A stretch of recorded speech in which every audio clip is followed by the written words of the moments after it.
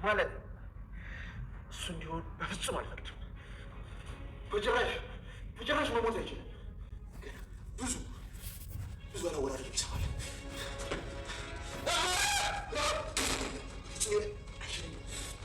አንተ መሞት አትችልም።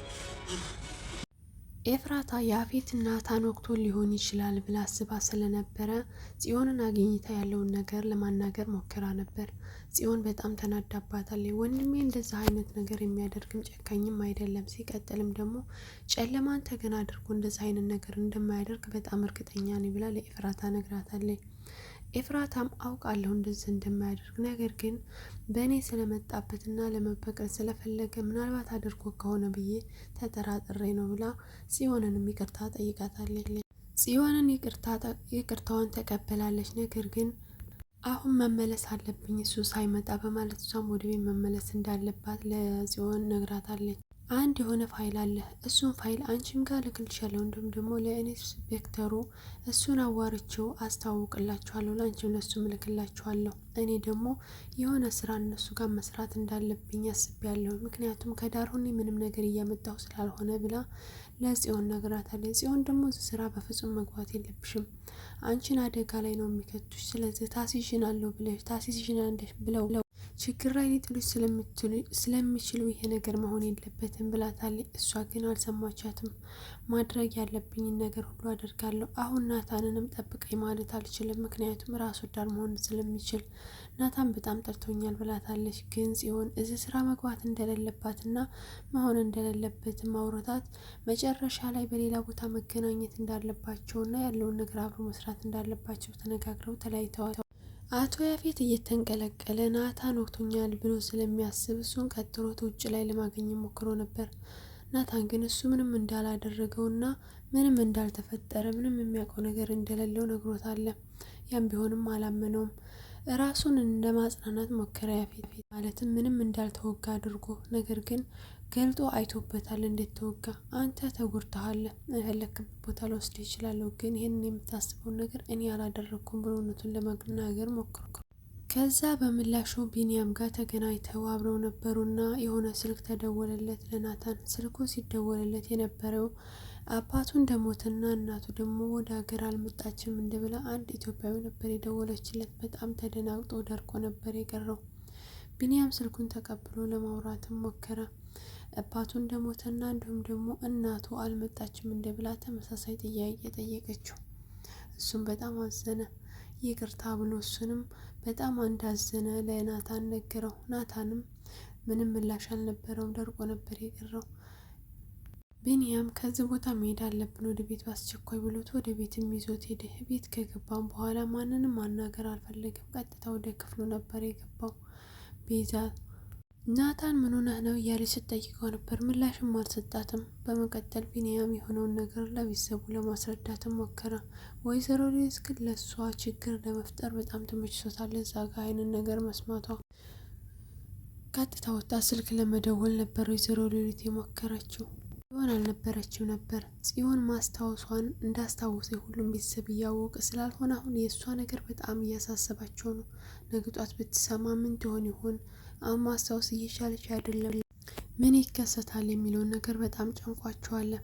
ገኒ መናገር እንዳለባቸውና ከኔ ህይወት መማር እንዳለባቸው እወቁ ብላቸዋለች። ምክንያቱም ኤፍራታን ብዙ ነገር ድብቃት እስካሁን ድረስ ልጇን የራሷ ማድረጉ እንኳ ስላልቻለ በእሷ ህይወት መማር እንዳለባቸው መክራቸዋለች። ነገር ግን አንድ ነገር ትሆንብናለች ብለው እነሱም ፈርተዋል። መናገርም እንደሌለባቸው። ገነት ግን በጣም ደስ ብሏታል ይሄ በመከሰቱ። ምክንያቱም እሷ እንደፈለገች እንድታሽከረክራቸው ስለሚረዳቸው።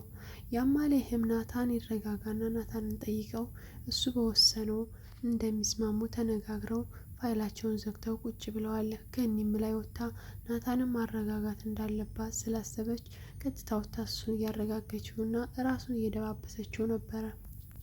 ናታንም ለገኒ የተለያየ ቀረቤታ ስላለው አባቱ እንዲሞትም አልፈልግም። አባቱን ይጠላዋል፣ ነገር ግን አባቱን በህይወት እንዲኖርለት ይፈልግ ነበረ። ያለፈውንም ነገር ይቅርታ ተጠያይቀው አብረው መኖር እንዳለባቸው አስበው ነበረ። ነገር ግን አልሆነም። አሁንም እናቴ ምን እንደምትሆን አላቅም ብሎ ስንልናቱ በጣም ተጨንቋል። እውነት ለናታን የተደወለለት ስልክ እውነት አባቱ ሙቶ ነው ወይንስ ጠላቶቻቸው እነሱ ለማስደንገጥ እና የእነሱን ንቅስ ለመስበር አስበው ነው? ይህስ ነገር ከተከሰተ ወራቶች ካለፉት እናታቸው ደውላ ለምን አልነገረቻቸውም? እናታቸውስ እስካሁን ድረስ የቱና ነው ያልመጣችው ቤት ውስጥ? ገኒ ያሳለፈች ህይወት በጣም ቢያስከፋትም ምንም ቢላት ኤፍራታን ለጥቂት ደቂቃም ቢሆን አግኝታት ምንም እንዳልተቀየመቻት እና በራሷ እሷ ቤት መታ እንደምታናገራት ከነገረቻት ወዲህ ወደ ራሷም ተመልሳለች። ደስም ብሏታል። እነሱም ጋር ስትሄድ ቤዚ በጣም ደስ ብሏን ነበረ። ገኒዬ መጣሽ እንደ እያለቻት ነበር። ሉሊት ግን ወይዘሮ ገነት መጣሽ እንደ ኦኬ ስራ እርግጠኛ ነኝ እቃ ማጠቡ ትዝ ብሎሽ ነው ብላ እሷን ለማብሸቅ እና ለማናደድ እየጣረች ነበር። አይገርመኝም መልካም ስራ ብታስታውሺ፣ ነገር ግን እኔ በክፋት እንዳንቺ የምታወስ ሰው አይደለሁም ብላ ገኒ ምላሿን ሰጥታታለች። ቤዛም እየሳቀች ነበረ። ወይዘሮ ገኒ እየተሯሯጠ ወደ ሽንት ቤት ስትር ስላየቻት ገኒ አዛኝና ሩህሩህ እናት ስለሆነች በቃ እኔ እንደሷ ክፉ አይደለሁም የሆነ ነገር ልስራላት ብላ ማር ቤትን ገብታ ነበር። ማር ቤት ስትገባ ማር ቤቱ በጣም ደስ የሚል ነገር ነበረው። አጽድተዋል። ሁሉንም ነገር እንድትሳክለ ስለነበር በጣም ጎብዛችኋል ቤዝዬ ስትላን ነበር። አወገንዬ ጎብዘናል። ምክንያቱም ካሁን በኋላ አንቺ ከሄድሽ ማንንም አልቀጠርንም፣ ካሁን በኋላ መቀጠርም እንደሌለብን ወስነናል። እኔ ቃጥባለሁኝ፣ አጸዳለሁኝ፣ ጽ ደግሞ ሙሉ ትሰራለች ስትላት ገኒ በጣም ብትገርማለች። በጣምም ገርሟታል። ጎበዞችን የልጆችን ብላታለች። ገኒ የምትጠጣው ነገር ለሉሊትም ሰርታ አምጥታላታለች። ምክንያቱም እኔ እንደሱ አይደለሁም በማለት ማለት ነው። ቤዚ ስላለፈ ህይወቷ ወይም እንዲሁም ስለ እናቷም ስለ አባቷም አንዳንድ ነገርም ስታወራ ገኒ ደግሞ ለዚህ ምንም አይነት መደበቅ እንደሌለባትና እንዲሁም ደግሞ ስለ ቤዛ አንዳንድ ነገሮችን የሉሊት ያደረገቻትን ቤድን ለማስታወስ ሞከረ። ነገሩ እውነትሽን ነው ቤዚ አባቷንም ገዳይም አላወቀች እንዲሁም የእናቷን ብላ ስትል የእናቴ ገዳይ ደግሞ ማን ነው በማለት ቤዚ በጣም ተደናገጠች። ሉሊትም በጣም ደንግጣለች። ምክንያቱም እናቷን ያጠፋቻት እሷ ስለሆነች እውነታው እንዲታወቅባት ስላልሆነ ማለት ነው። ሉሊት በመደናገጥ መሳል ነበር የጀመረችው። ምን ነው ሉሊትዬ ደነገሽ እሳ በማለት አይዞሽ አትሳይ ብላ አንዳንድ ከባድ ቃላቶችንም ለመጣል ሞከረ። ገኒ ቤዛም የምታውቀው ነገር አለ እንደ ገኒ ብላ ለመጠየቅ ብትሞክርም ገኒ ግን ሀሳቧን ለማስቀየር እና እሷን ለማሳሳቅ ሞከረች። እዛ ጋር ዳጊ ሌላ ችግር ፈጥሯል። እዚህ ጋር ይህንን የያፌትን ዘመድ ከጽዮን ጋር እንደሚያቀራርበው እና እንደሚያገናኘው እንዲሁም ደግሞ እሱ ያፌት ላይ የሆነ ነገር እንዳደርግለት አድርጎን ነበረ። በዛ መሰረት ደግሞ እሱ አደርግልኝ ያለውን ሂዶ አስፈራራው እንጂ ወጋልኝ ያላለው ነበር። ሂዶ ግን በጩቤ የወጋው እሱ ነበር። ምክንያቱም አብሮ ስላደገ ከአክስቱ ጋር አክስቱን ስለሚያሰቃያት እና እንዲሁም ደግሞ የተለያዩ ነገሮችን ስለሚያደርግ በዛ ጥላቻ ስለነበረው በዛ ሂዶ ጥላቻውን ነው የተወጣው። በጩቤ ወግቶታል እና ስንት ቀን እንዲታመሙም አድርጎታል። ዳግም እኔ ውጋልኝ አላልኩም ለምን እንደዛ አደረግክ በማለት በጣም ተበሳጭቶበታል። በቃ እኔ ካላሰብኩትም እና ነው እዛ እጅ ደግሞ አልተቋቋምኩ ለዛ ነው የወጋሁት። ስለዚህ ምንም እንድትለኝ አልፈልግም። አሁን ደውልላትና ጽዮንን ማግኘት እፈልጋለሁ ሲለው ነበር። ዳግም በመንተባተብ እንደ እኔ እኮ አሁን አላልኩም፣ ስለዚህ ተረጋግተ በሌላ ጊዜ ሊሆን ይችላል ሲለው ነበረ። ልጁም ደግሞ ምንም አይነት እንደማይቀርና አሁን ማግኘት እንደሚፈልግም ነግሮታል። ዳጊ ያደረገው በጣም ስህተት ቢሆንም ነገር ግን መጨረሻ ላይ ምን የሚከሰት ይመስላችኋል? ልጁን ወጥመድ ውስጥ ሊከተው ነው አሁን እዚህ ጋር ማለት ነው። ኤፍራታ ያፌትን በሲስተም ይዘዋለች። እሱንም ችግር ውስጥ ለመክተትና እጇ ለማስገባት የሆነን ነገር እንዲሁም ያፌትን ቤት ለማስመለስ ጥረት እያደረገች ነው። ውጭ ላይ ወጥታ ስምጣም በኮንፊደንስ ሌላ ቦታ እሷ ዝበት ቦታ ሂዳ እንደመጣች አንዳንድ ነገሮችን ነግረዋለች። እሱም ባያምናትም አምኖ ተቀብሏል። እዛ ጋር ቡናዋን አስተካክላ አምጥታ እሱ ጋር አብረው እንዲጠጡ እሱም በጣም ደስ ብሎት በነበሩበት ሰዓት አቶ ሉሊት ደወለች።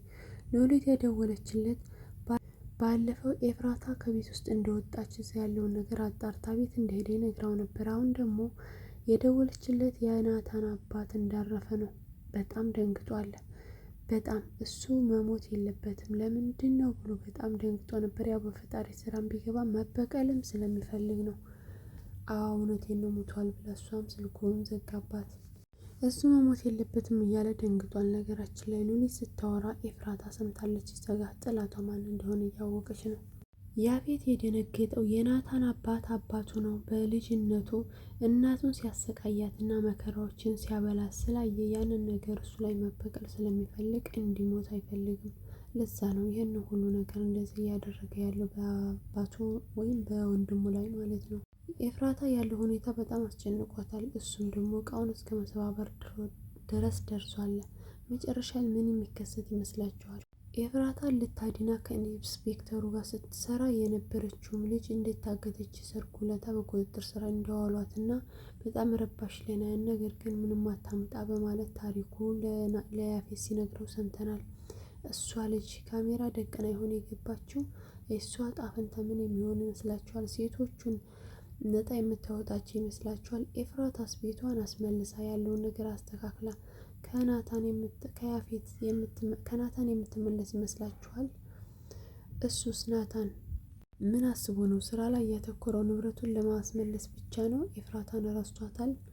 የዛሬ ይሄን ይመስላል። በቀጣይ እስከምንገናኝ ሰላም ቆዩልኝ።